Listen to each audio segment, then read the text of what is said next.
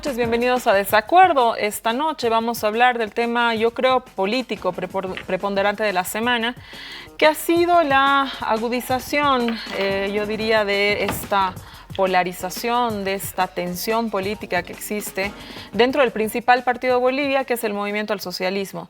Desde ese 29 de marzo del 2022, donde hemos visto a los tres líderes, Evo Morales, David Choquehuanca y Luis Arce, en la reunión del aniversario del MAS, donde entre abrazos y discursos llamaban todos a la unidad, pues evidentemente festejaban ese aniversario, evidentemente las cosas han ido cambiando.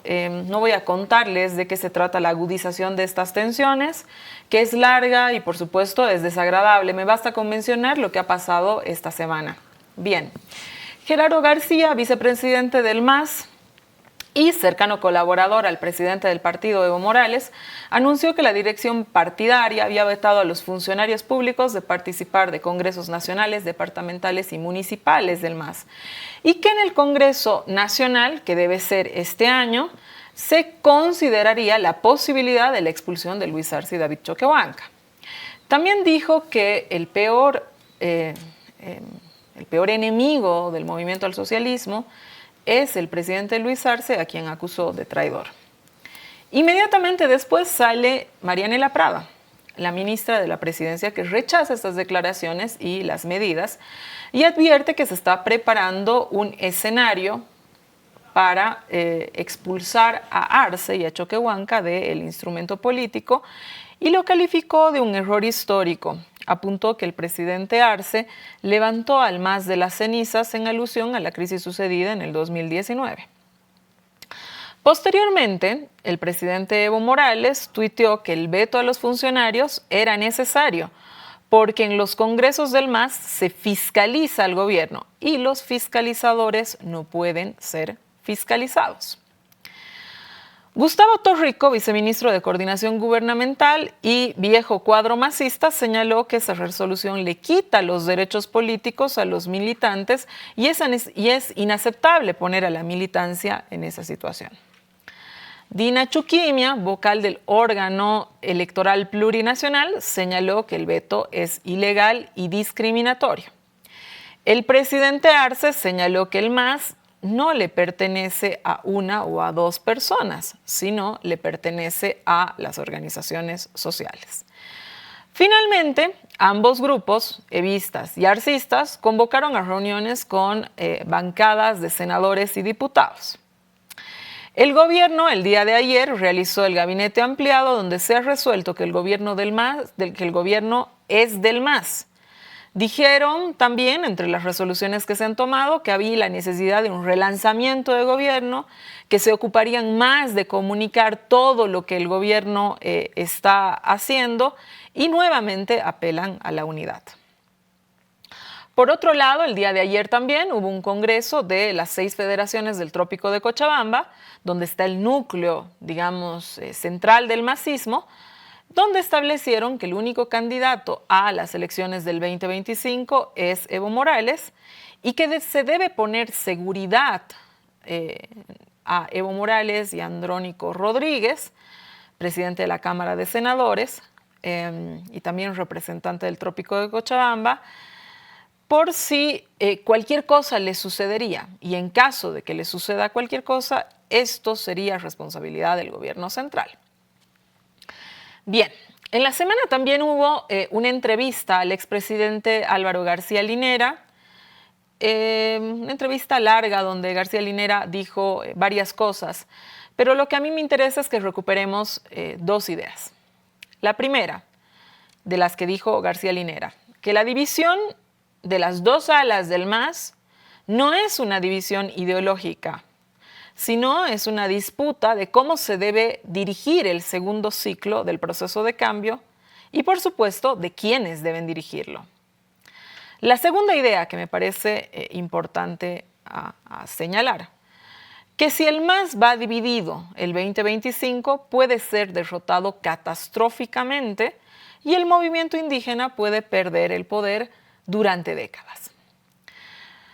Finalmente, esta semana también, la empresa de Julio Córdoba, Diagnosis, ha hecho una serie de encuestas, ¿no? Y les voy a mostrar algunos cuadros con la siguiente pregunta. ¿Creen que el MAS se va a dividir o logrará unidad? Si ustedes se fijan en el cuadro, que lo mantenemos por favor, la duda cada vez es mayor y pareciera que son los mismos masistas los que están dudando de la unidad. Si ustedes se fijan en la parte central, la parte del no sabe, no responde, es la que ha ido creciendo. Bien, vamos al segundo cuadro, por favor. En este segundo cuadro, como pueden ver, la clase media tradicional es la que más cree que el MAS se va a dividir, como parte de su habitual antimasismo. Quizás aquí no haya ninguna novedad. Pero también los sectores medios y populares ha crecido la incertidumbre. Cada vez es más alto. El no sabe, no responde. Está marcado en un círculo. El no sabe, no responde a esta pregunta. Y los sectores populares que no quieren que se divida el MAS, no quieren, volvemos, que no quieren creer que se vaya a dividir el MAS, pero ahora mismo, volvamos por favor, ahora mismo ya no saben a qué atenerse. Ahora vamos a ver un tercer cuadro. Vamos con el cuadro, por favor, Carla. Y es sobre la opinión de los que votarían por Evo Arce o un nuevo candidato dentro del MAS. Hay que considerar que simpatizantes de este partido, que más el 50% votarían por Lucho o por Evo, y otra porción importante, digamos, cree que es preferible un otro candidato. En todo caso, es de esto, de la división, de las tensiones que existen en el MAS, de lo que vamos a hablar en este programa. Vamos a hablar con tres viejos militantes del MAS, tres cuadros muy importantes del movimiento al socialismo, y me interesa que desde una perspectiva interna nos cuenten qué es lo que está pasando en el partido oficialista. Quédese con nosotros. Bien, volvemos a Desacuerdo. Esta noche hemos titulado nuestro programa Más versus Más porque tenemos la intención de explorar cuáles son las miradas internas que existen sobre la crisis actual del movimiento al socialismo con tres importantes militantes y cuadros del movimiento al socialismo. En estudio está conmigo Hugo Moldis, que es exministro de Gobierno. Hugo, bienvenido. Buenas noches, Susana. Un gusto estar con César y también con Gabriela. César Navarro, exministro de Minería, también ha sido diputado, representante en Potosí. De la Agenda Patriótica. De la Agenda Patriótica. Bien. Bienvenido, César. ¿Cómo estás? Buenas noches, un abrazo. Con nosotros y por Zoom también está esta noche Gabriela Montaño. Gabriela ha sido exministra de Salud y presidenta de ambas cámaras. Bienvenida, Gabriela. Buenas noches, Susana. Saludar a César, a Hugo, en el estudio. Un abrazo desde Santa Cruz. Bien, saludos a los tres y gracias por acompañarme esta noche. A ver, para empezar, les voy a hacer la misma pregunta a todos. Voy a empezar contigo, Hugo. Álvaro García Linera hace una declaración, indica que la división dentro del MAS no tiene causas ideológicas, sino son táctico-electorales. ¿Crees lo mismo? ¿Por qué? ¿Qué es lo que en definitiva está dividiendo al MAS? A ver, Gabriela, Susana, antes una pequeña aclaración. Mi militancia primigenia durante el proceso de construcción del instrumento político, porque ese es el nombre con el que nació, después se convirtió en Movimiento al Socialismo, es el Ejército de Liberación Nacional. Entonces, y como parte de él, fuimos y hemos sido parte del Movimiento al Socialismo. Digo antes de que Gerardo García saque algún comunicado. Por lo tanto, voy a hablar, ¿no? Como un integrante, un militante, y que formó parte de la construcción del instrumento político y cuya militancia primigenia ha sido y no ha dejado de ser el movimiento guevarista, Ejército de Liberación Nacional. Bueno, a ver, digamos en términos generales coincido con Álvaro, pero ¿qué es no tener diferencias ideológicas? el antiimperialismo, el anticolonialismo y el anticapitalismo. Que sería un gran paraguas. Pero en términos específicos, ese gran paraguas nunca ha sido homogéneo, siempre ha sido plural. Si hay algo que ha caracterizado a la construcción del instrumento es que confluyeron en torno a él desde 1988, Congreso de Unificación de la CSUCB en Potosí, hasta nacer en marzo del año 1995, es tener en su seno indianistas, inclusive indianistas con diversos idearios, cataristas, socialistas no marxistas, marxistas cosmovisionistas, nacionalistas, luego se incorporan incluso nacionalistas revolucionarios, socialdemocracia, es decir, un abanico, ¿no?, de concepciones político-ideológicas en las cuales obviamente la disputa era por la hegemonía.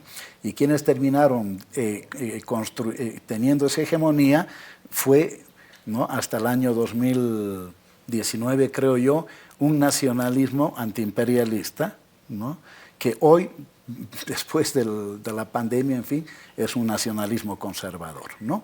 Entonces, ¿eso es malo? Por supuesto que no lo es, porque en función de la concepción que se tiene, se toman decisiones de carácter político y también de carácter administrativo, en este caso en función de gobierno. No es malo en la medida en que Bolivia es diversa y se traduce en un Estado plurinacional. A mí me llama la atención de admitir y de haber luchado y haber construido, estar en proceso de construcción todavía de un Estado plurinacional y a la vez negar que precisamente plurinacionalidad implica diferentes concepciones que se encuentran en un lado, pero también que tienen desencuentros en otro. ¿De acuerdo?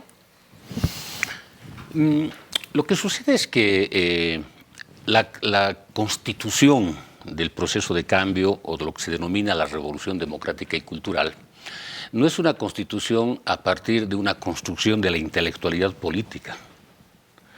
El proceso de construcción del instrumento político primero es una ruptura con la izquierda política tradicional en el país. Primer elemento. El segundo elemento se rompe con la lógica de la deliberación partidaria y se empieza a construir en la deliberación sindical la forma de construcción política de un instrumento político, y por eso que el instrumento surge como el instrumento de la organización campesina. El segundo elemento es que se va construyendo un horizonte. Y ese horizonte no nace de la intelectualidad de la izquierda, sino nace fundamentalmente de los cuadros políticos sindicales, y eso tiene que ver mucho con la descolonización, y por ello que ellos van posicionando con mucha fuerza la tesis de la Asamblea Constituyente.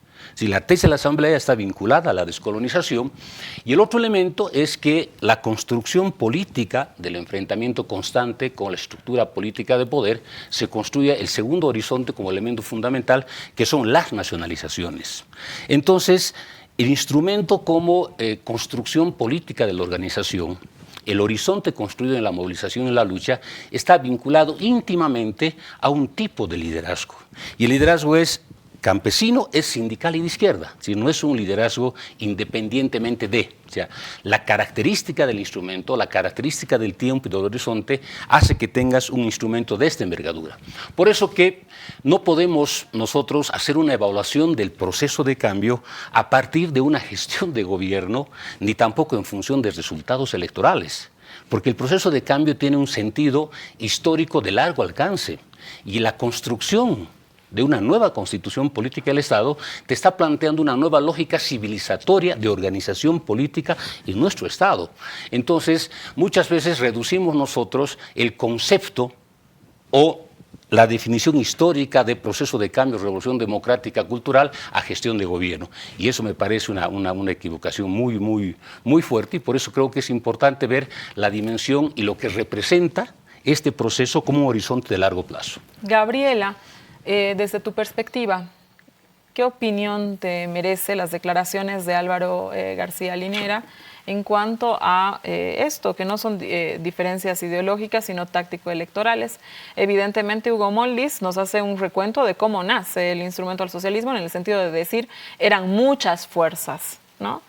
De muchos sitios de izquierda, también campesinas, ¿no? César remarca el origen campesino de pronto del movimiento al socialismo, ¿no es cierto? Hablando con una ruptura desde la izquierda, pero ¿qué te parece a ti? ¿Qué es en definitiva lo que hoy, desde tu perspectiva, está dividiendo al MAS? Si crees lo mismo que tus colegas. Bueno, yo coincido con Álvaro. Y lo tengo que decir muy claramente, más allá de los conceptos, yo creo que las tensiones al interior del movimiento al socialismo no han alcanzado rupturas o diferencias ideológicas de calado profundo. Yo creo que se sigue manteniendo en el ámbito táctico electoral y esa definición me parece importante porque, a ver, me hago la pregunta sencillito. Luis Arce, David Choquehuanca, en función de gobierno, han roto con ese horizonte nacionalizador del que hablaba César. Yo creo que no. Yo creo que no hay unos pasos dados por Luis Arce o David Choquehuanca que vayan en contrapunto de lo que se sembró en los gobiernos de Evo Morales y Álvaro García Linera durante todo el proceso constituyente y postconstituyente inmediato. Por lo tanto, para mí claramente, y sí me parece importante decirlo, remarcarlo, no ha llegado esa tensión en el MAS a un nivel ideológico. Y coincido con César, me parece muy importante que dejemos la discusión únicamente de la figura o de la función pública en términos de quién será presidente el 2025 o quién será candidato el 2025. El MAS necesita una discusión mucho más profunda. Tuvimos un golpe de Estado, Susana, en el país, y han habido causas también para ese golpe de Estado. Hemos recuperado la democracia, ¿cómo lo hemos hecho?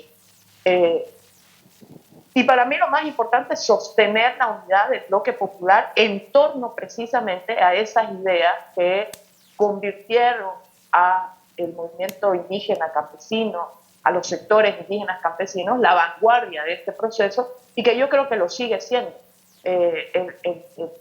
Los sectores campesinos, indígenas, colonizadores, junto con, por supuesto, todo el resto de ese bloque popular que es mucho más grande, sigue siendo el movimiento indígena en este país y creo que va a seguir siendo durante bastante tiempo. Gabriela, García Linera también señala que era motivo de celebración dentro del MAS, del instrumento político, como bien recalca Hugo Moldis, ¿no es cierto? Por ejemplo, el nacimiento de Columna Sur, de la generación Evo, que se sumen, digamos, otros bloques u otras agrupaciones donde había coincidencias, digamos, en este gran techo, ¿no? Ideológico.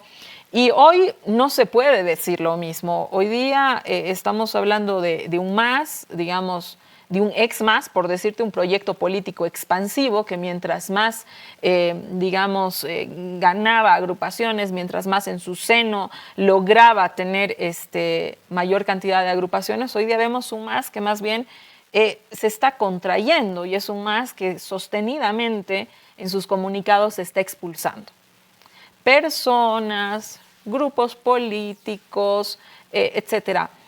¿Qué ha cambiado tanto, Gabriela? A ver, Susana, yo no creo, sinceramente, que haya una transformación tan profunda. Lo que sí tenemos que discutir es que si la diversidad de origen en el MAS, en términos de la multiplicidad de gente que se sumó desde la izquierda, desde el movimiento indígena, desde los sectores populares, desde diversos partidos de izquierda además, y desde diversas organizaciones, está roto o no. Para mí no. Para mí el bloque popular sigue sosteniendo una unidad que, por supuesto, si la vas apedreando desde todos lados, se va lastimando. Pero este bloque popular que llevó al poder a la gran mayoría de este país, a las grandes mayorías de este país, sigue sólido. Ahora, yo no creo, Susana, Hugo, y lo digo con muchísimo respeto a César y a Hugo, eso no implica pluralismo ideológico. Hay unos principios, unos valores al interior del MAS que no parten desde la lógica del pluralismo ideológico. Al revés, el MAS rompe con la lógica sindical de la tradición de izquierda de en el sindicato conviven la derecha, la izquierda, el centro, etc. Eso era el pluralismo ideológico en los sindicatos. El MAS lo que hace más bien es decir, no, las organizaciones campesinas deciden construir un brazo político único que era el MAS. Es su partido, no es la vieja lógica de que convivimos todos y en términos democráticos aquí pueden haber gente de centro, gente de izquierda, gente de... No, en el MAS hay un centro gravitacional ideológico que para mí no se ha movido, ni se ha corrido, ni se ha fracturado en esa dirección. Ahí, Gabriela. Hugo, ¿estás de acuerdo? No, para nada. Eso implica desconocer la historia del instrumento político, sus contradicciones, sus tensiones. César, al interior del movimiento campesino habían varias corrientes. Yo me acuerdo de aquel congreso de 1988. Los Ailus Rojos, ¿no? Con Felipe Quispe, Sabina Choquetilla, extraordinarios oradores, luchadores, en fin. Por otro lado, el catarismo de Genaro Flores y el llamado, si no me equivoco, el grupo de los 19, donde habían desde organizaciones políticas, la mayor parte que venían del Ejército de Liberación Nacional, y organizaciones sindicales, las FRUTCAS, la Federación de Campesinos del Valle, el Trópico de Cochabamba, los cocaleros de los Yungas, en fin. Y ahí se decidieron tres cosas. Volvamos a las bases, Asamblea de Unidad de los Pueblos y Naciones Originarias, emulando a lo de la experiencia de los 70 con Torres, ¿no? Y construcción del instrumento político. Y ahí se caminó. Ahora, ¿qué decían los compañeros? ¿Por qué el nombre de instrumento? Porque yo me acuerdo, el ideólogo de ese nombre fue Pedro Abdón Quispe, que en un taller dijo, no vamos a hacer movimiento, no vamos a hacer partido, no vamos a hacer sindicato, ¿no? Sino instrumento, que es la convergencia de diversas formas de organización política. Y que esas formas de organización política expresan las diferentes concepciones de emancipación que hay alrededor de nuestros pueblos. No es lo mismo el concepto de emancipación anticolonial, antiimperialista, etc., en los indígenas de las tierras bajas que en los indígenas de las tierras altas, que en el tema de los trabajadores. Y sí podría estar de acuerdo en esta parte con Gabriela, que aunque no lo ha dicho de esa manera, que el instrumento hizo que confluyera lo que aparecía distanciado en ese momento. El tema de la clase, el proyecto de clase, y el tema de lo nacional cultura, ¿sí? Por eso incluso se empezó a hablar, antes de la creación del instrumento político, del socialismo multinacional, pero es realmente un concepto equivocado, era mejor hablar de socialismo plurinacional o socialismo comunitario. Ahora, ¿qué implica? Reconocer que el bloque popular, en este caso plurinacional, es diverso, ¿sí? Ahora, su gran parte, y eso no es socialdemocracia ni nada por el estilo, ¿sí? Estoy siendo muy claro, es antiimperialista, anticolonialista, ¿no? Y anticapitalista.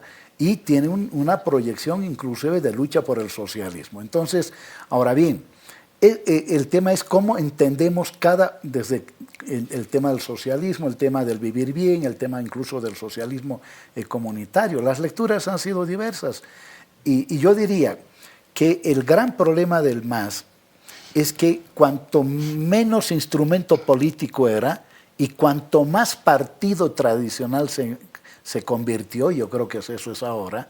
Yo no coincido con Gabriela, yo creo que aquí quieren una sola forma de pensar, una sola forma de organizarse, y creo que eso es desconocer, uno, el carácter plural y diverso de la sociedad boliviana, y segundo, el carácter plurinacional de nuestro Estado. ¿De acuerdo? Mira, yo creo que cuando hago referencia fundamentalmente al horizonte, el horizonte tiene que ver con la capacidad de tener una mirada de largo plazo. Y el horizonte no es un cliché ni un elemento romántico, sino el horizonte se construye como un norte, pero a partir de un sujeto histórico que no está en el mundo urbano, un sujeto que está sindicalmente organizado.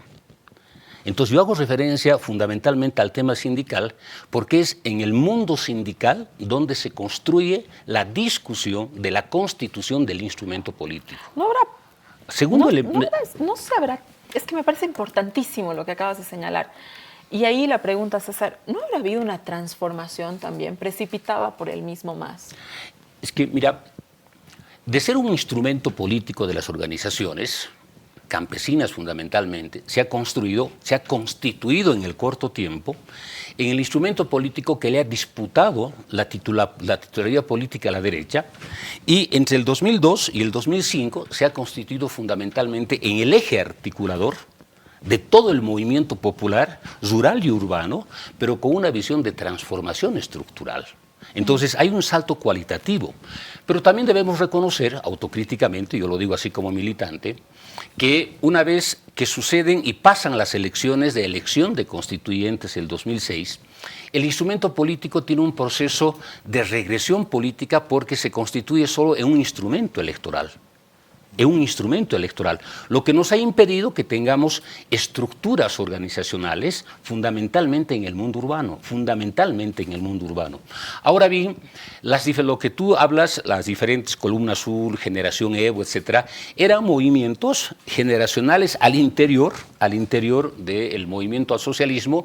Por sus propias características, no logramos nosotros tener una estructura política que pueda aglutinar y cohesionar, ¿no es cierto?, a la multiplicidad de actores políticos. Porque, a ver, un elemento que hay que sí tomar en cuenta, el MAS es la organización política que te permite la estabilidad política del país.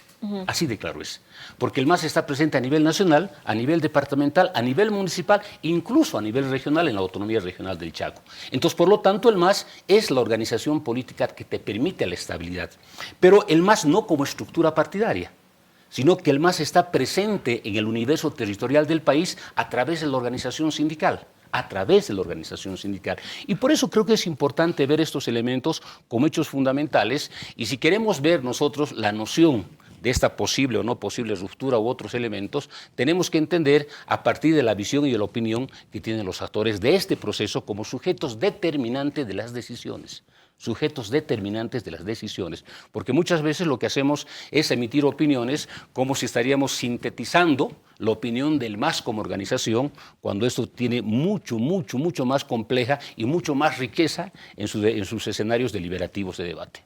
A ver, Gabriela, solamente antes de irme a un corte, a ver, Hugo no está de acuerdo contigo en algo que César considera la riqueza del MAS, que es la diversidad del MAS, ¿no es cierto? Entonces, evidentemente que el instrumento político del MAS haya podido ser lo grande que ha podido ser, haya podido representar todo lo que ha podido representar, incluso las contradicciones que habían dentro, que uno las veía de pronto en la Asamblea Legislativa, que aunque eran 2/3, ¿no? Y que les decían levanta manos y toda aquella cuestión, creo que no hay mejor testigo que tú, que sabe que esas contradicciones estaban presentes, que unos intereses de unos sindicatos que estaban representados legislativamente chocaban con los intereses de otros sindicatos que también estaban representados legislativamente, y eso sucedía y convivía y se llegaban a ciertos acuerdos. Y me parece que esa fue la potencia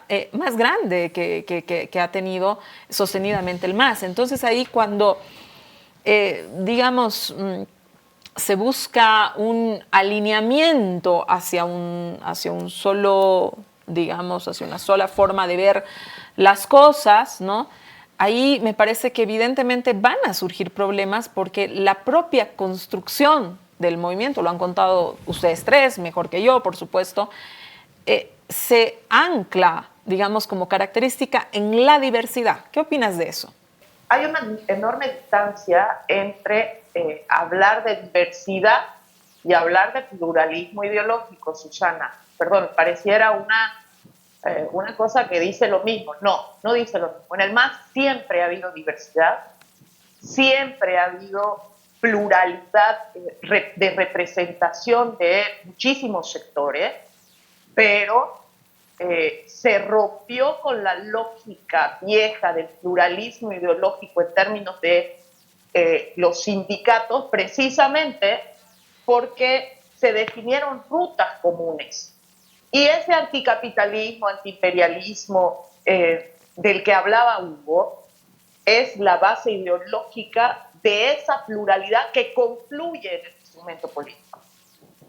Nadie está diciendo que MAS tiene una sola forma de pensar a su interior, ¿no? Siempre hemos tenido diversidades, debates. La Asamblea Legislativa Plurinacional, en las cuestiones que me tocó estar, mostraba que la diversidad y el debate se daba en realidad al interior del bloque popular representado en el MAS.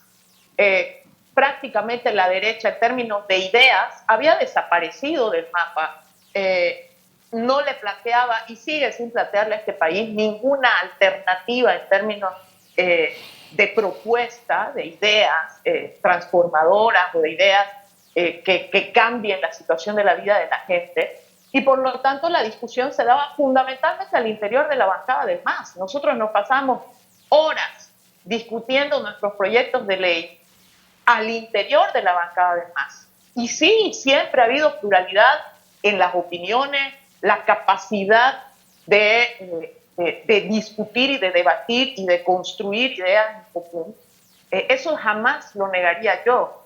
Pero lo que sí estoy en desacuerdo con lo que decía Hugo, y me parece absolutamente normal que tengamos esta discusión, y me alegra que estemos discutiendo estas cosas.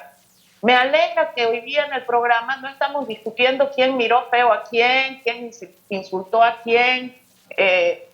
No, estamos discutiendo qué somos y hacia dónde vamos.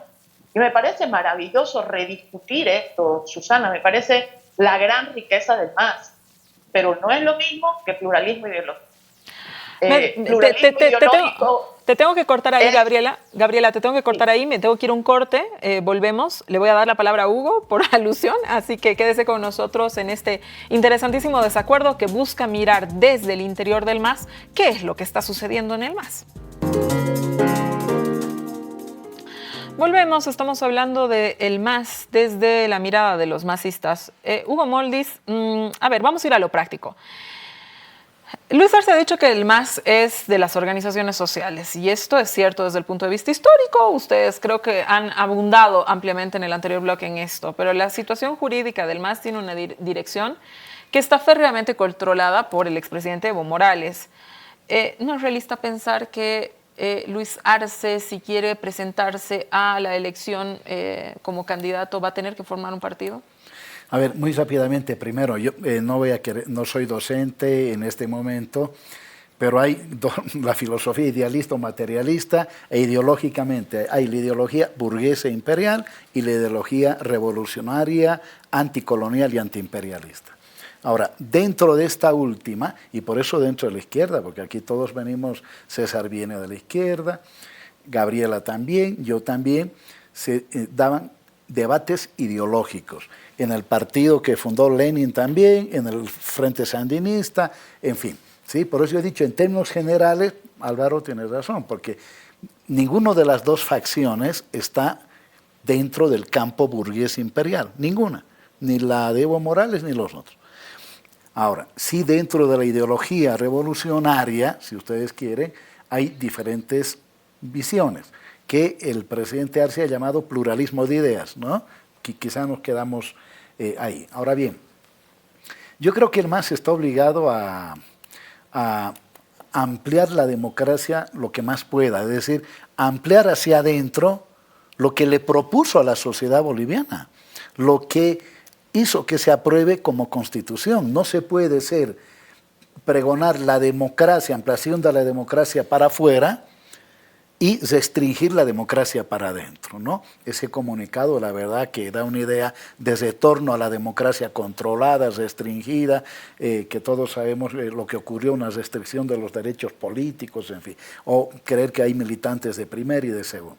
¿Qué creo que debe hacerse? Encontrar la manera democrática de resolver estas contradicciones, y si es de temas electorales, hay que esperar al 2024, ¿sí?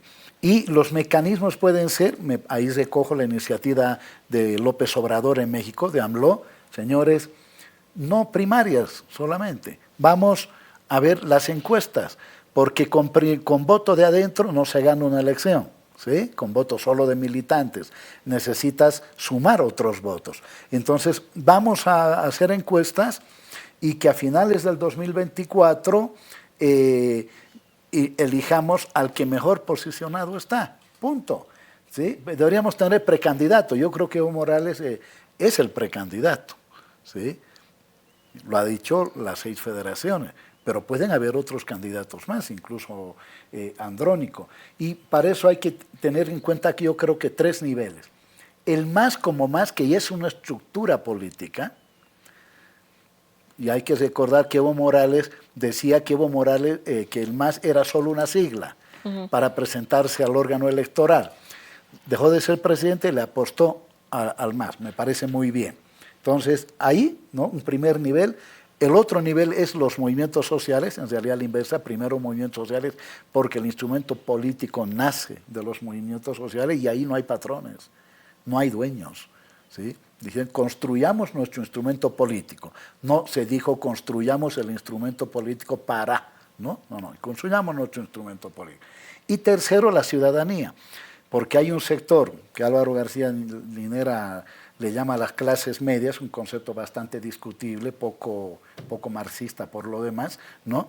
Pero capas urbanas que se adhieren al proyecto del instrumento desde antes de la victoria electoral, después de la victoria electoral del 2006, con la recuperación de la democracia después del golpe del 2019. Así que hay que pensar un diseño complejo para elegir al candidato y creo que en vez de estar en las acusaciones y contraacusaciones, eso es lo que debería ser. Y yo también estoy de acuerdo con Gabriel. Este es el tema, estos son los debates que deben haber en el MAS, en los movimientos sociales, en el campo popular, antes de esa degradación de la política que estamos viendo. César, a ver, te voy a tomar un poco de historiador. La izquierda logra representarse a través del MAS en un movimiento que es, ya lo ha dicho, con estos 3 principios, pero también antineoliberalista, ¿no? O sea, yo creo que ahí antineoliberalista, digamos, por esencia también se juntan todos estos grupos políticos, pero también hay un tema alrededor de la figura personal de Evo Morales, ¿no es cierto? Evo Morales condensaba muchas cosas, condensaba a los indígenas en el poder, condensaba el tema de una persona que ha estado en la COP, una persona que viene del movimiento campesino, que viene del movimiento cocalero, es decir, condensaba su figura, una serie de cosas, y eso es absolutamente innegable. Bien, ¿cómo se logra en la unidad y cómo esto cambia, tomando en cuenta, digamos, un poco aquello que señala Hugo? Es decir, ¿qué se hace en adelante? Quiero recoger un poco de lo de atrás para pensar cómo se puede mirar aún más hacia adelante. Yo comparto en parte un análisis, una introducción que haces, porque este momento histórico que estamos viviendo, este presente, no podemos entender independientemente del liderazgo. No podemos entender ese hecho, porque muchas veces se quiere ver una horizontalidad y prescindir de uno de los liderazgos más importantes de la historia política del país, es Evo. ¿Tú crees que alguien quiere prescindir de Evo? No, o sea, es que no se puede prescindir, digo. Porque si tú ves en este momento, y lo ha planteado Hugo, ese nacionalismo progresista que estuvo los 14 años en el gobierno, hoy se constituye un nacionalismo conservador, ¿no es cierto? Te plantea. Ahí la pregunta es, ¿qué pregunta nos hacemos en qué momento estamos? ¿Es continuación del proceso con sustitución del liderazgo? ¿Es continuación de este proceso con ruptura con el liderazgo, con el bloque popular? Son interrogantes que ya son parte de la cotidianidad política. Pero además, un elemento que me parece interesante y que se está aparentemente presentando como una negación de que no existiese la pluralidad al interior de ideas, al interior incluso de corrientes ideológicas, al interior del movimiento al socialismo. Y eso es un error. Eso es un error. Mira, yo recuerdo que el 2011, 2010, 11, incluso se posicionó con mucha fuerza la idea, incluso hasta un poco ortodoxa de Álvaro, del socialismo, ¿no? Y se ratificó mucho el socialismo comunitario. Y David como canciller en ese momento del Estado, posicionó con mucha fuerza el concepto del vivir bien. Y aparentemente estos dos conceptos, visiones filosóficas, concepciones, estaban encontradas. Y Evo tuvo la capacidad política, ideológica, de sintetizar en una frase el horizonte. Y él dijo, socialismo comunitario para el vivir bien. Y por eso que esa tesis central, que engloba esta concepción, esta visión, porque es parte de la construcción de la estrategia de largo plazo, se sintetiza en el plan de gobierno del 2014 y por primera vez se constituye una tesis política en el Congreso de Montero del 2017. Entonces creo que es importante ver este hecho. El otro elemento, yo ahí discrepo mucho con Hugo, yo no creo que le podemos dar, Hugo, una salida liberal republicana, ¿no es cierto?, a la disputa de la candidatura electoral. O sea, primarias o lo que está planteando AMLO, un sistema de encuesta para ver cuál de los 4 candidatos puede llegar a ser candidato por Morena. No. Si el origen de tu proceso tiene fundamentalmente escenarios deliberativos, sujetos colectivos que hacen la síntesis organizativa de este proceso como núcleo duro, tiene que ser ese el escenario. Pero hay una preguntita en torno a lo que ha sucedido en la semana, sencillamente, ¿no? Por ahí lo que se pretende, no es la primera vez que lo escucho, digamos, decir, un escenario más demócrata, digamos, más que amplíe la democracia, y por otro lado la respuesta, pero un momento, ¿no? Dice, nosotros, si precisamente lo que hemos propugnado, ¿no?, es un instrumento político que recoja también los modos de las formas de elección de lo que significa el núcleo duro. Pero cuando uno, digamos, escucha a Gerardo García y decir no van a entrar al Congreso ciertas personas, ¿no? Por ejemplo, funcionarios públicos no pueden entrar al Congreso, deben irse, están vetados, es decir, toda una serie de cosas. Tú dices, bueno, también ahí un poco que se interrumpe incluso, ¿no?, esta forma de elección propia de pronto del MAS. ¿Qué pasa si alguien de presidente de X organización es funcionario público? Hoy día le han dicho que no puede entrar.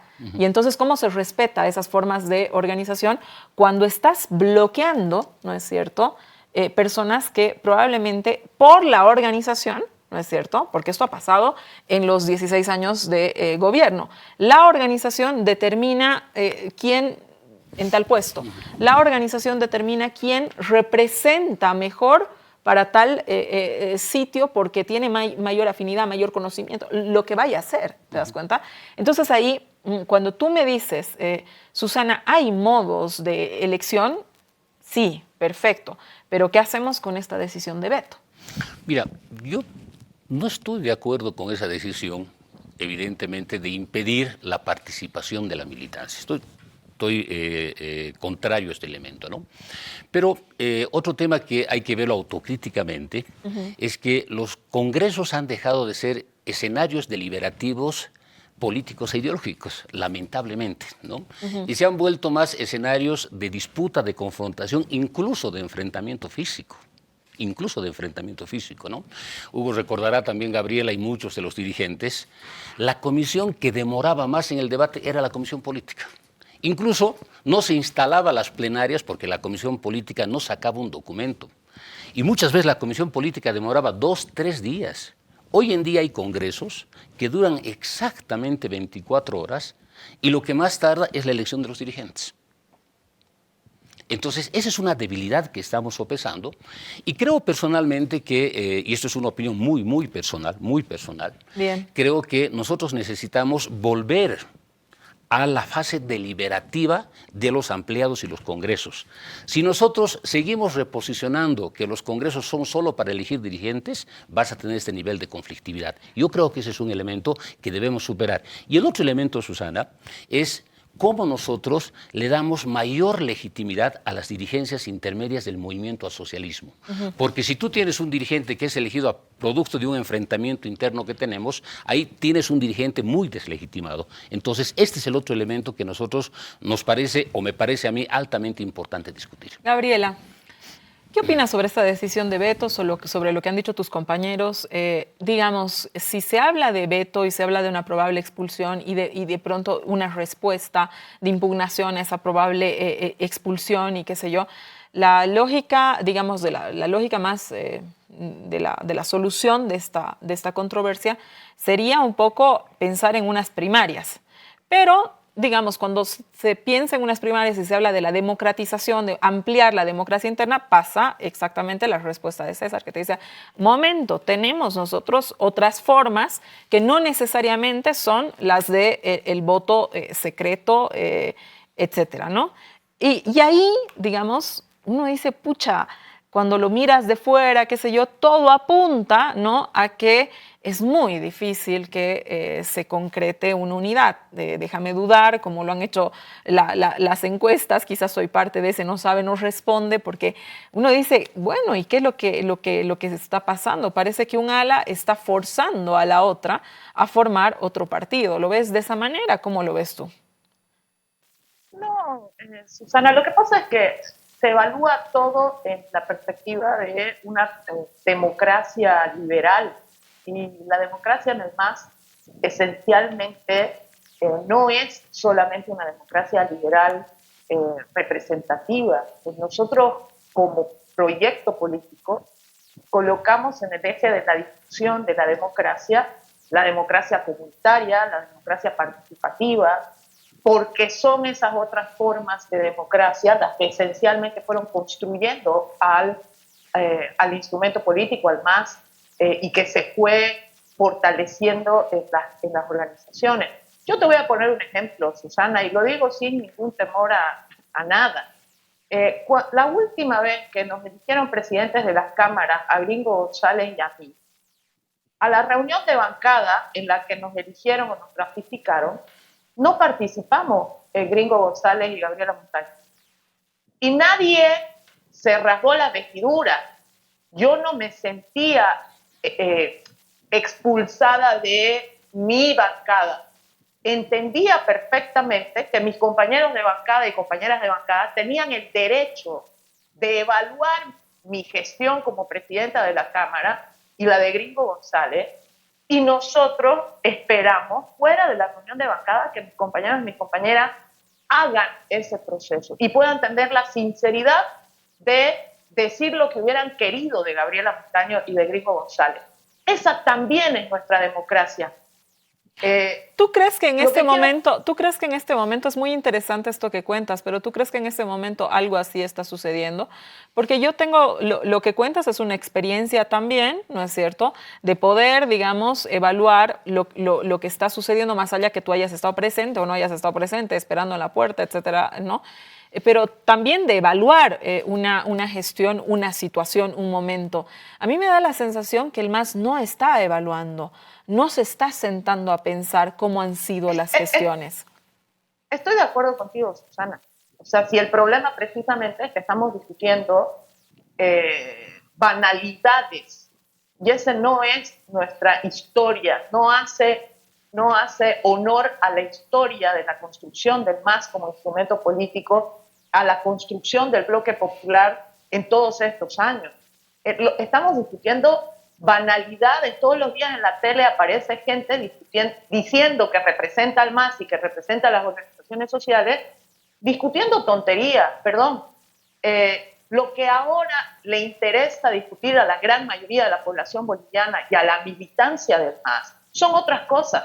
Son cómo vamos a resolver los temas económicos, estamos o no estamos en una situación crítica en términos de la economía, cuáles van a ser los elementos que van a proyectar este proceso de transformación en el 2025 por 30 años más.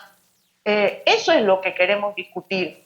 Y yo lo digo como una militante de base a ver, no estoy justificando la resolución y no estoy diciendo estoy totalmente de acuerdo con la resolución que se emitió.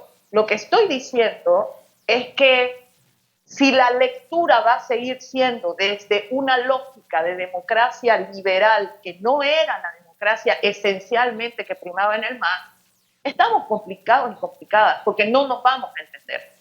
Yo creo, Susana, que efectivamente coincido con César ahí, en que se tiene que recuperar profundamente la capacidad de discutir desde las bases. No me parece mal, Hugo, lo que decías en relación a AMLO y a Morena en México, pero también hay que reconocer que el MAS no es Morena. Gabriela, ya me tengo que ir. AMLO no es Evo Morales, ¿no? Me tengo que ir un corte, quédense con nosotros que volvemos a nuestras conclusiones. Lamentablemente el tiempo se nos está terminando, quédese con nosotros. Me tengo que ir, lamentablemente. Este ha sido un programa sumamente rico, al que me comprometo volver a hacer, porque definitivamente creo que este debate es absolutamente interesante y creo que son de los temas que realmente aportan a la política, a la sociedad, a ir un poco más allá del insulto, de la cosa pequeña. Gabriela, a modo de titular. Bueno, yo titularía que es